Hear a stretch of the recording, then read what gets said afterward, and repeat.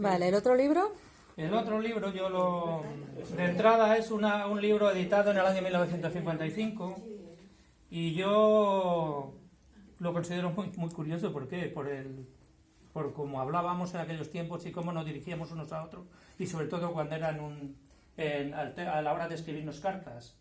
Hay un montón de cartas, muchísimas, muy curiosas, muy simpáticas que vale la pena perder el tiempo leyéndolas algunas. ¿Por qué?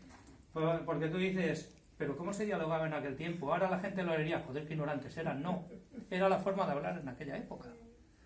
¿Qué ocurría? A veces éramos demasiado, sobre todo con las autoridades, a la hora de dirigirnos a las autoridades, le dábamos demasiada importancia y le dábamos más importancia que la que realmente tenían, y ahora se ha demostrado pues que no, pues tienen su importancia, pero no había por qué venerarlos tantos como se veneraban. Esa es mi opinión ya, Esa es la opinión que yo saco de que entonces venerábamos demasiado a la persona que tenía una autoridad y parecía que fueran superiores, fueran hombres o mujeres superiores al resto de personas. Y no lo eran, simplemente tenían más estudios, habían tenido la posibilidad de estudiar, cosa que otros no la habíamos tenido, y nosotros nos parecía que era imposible llegar.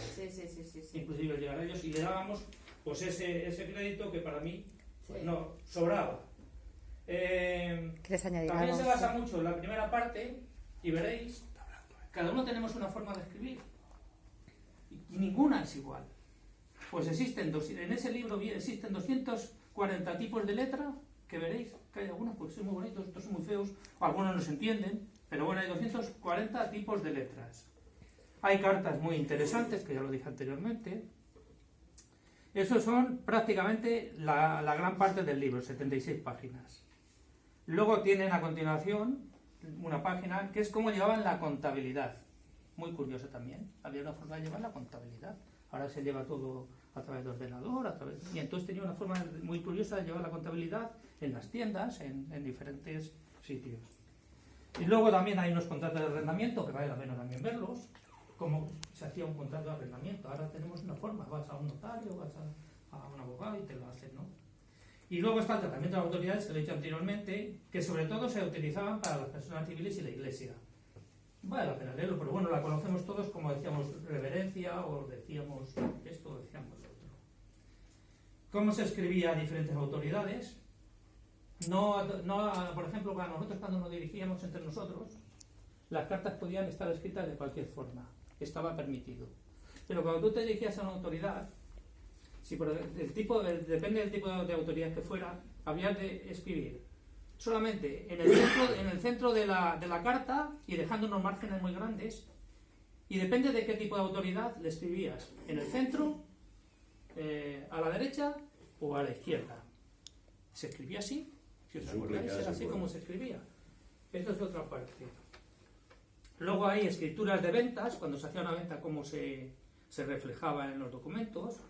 Testamentos, cuando se hacía un testamento, cuando había un acto de conciliación entre personas que había habido algún conflicto o alguna cosa, también vienen reflejadas. Hay algunos anuncios muy interesantes en la página 10 que son muy graciosos.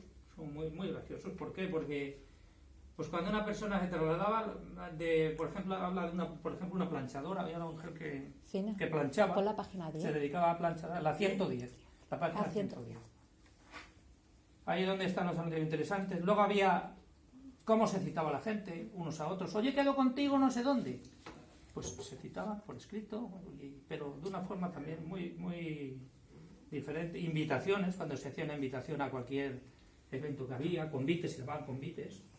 Te convido, no sé cuánto, eso está en la página 111. Cartas de negocios y recibos de pagos y los datos de trabajo. Y ahí se acaba. Es difícil de encontrar, ¿eh? Meto el trabajo, esto si ahora lo pasa a Laura, porque yo se lo pasaré ya al móvil.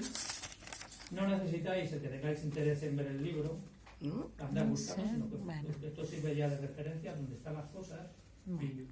Es que no se entiende. Sí.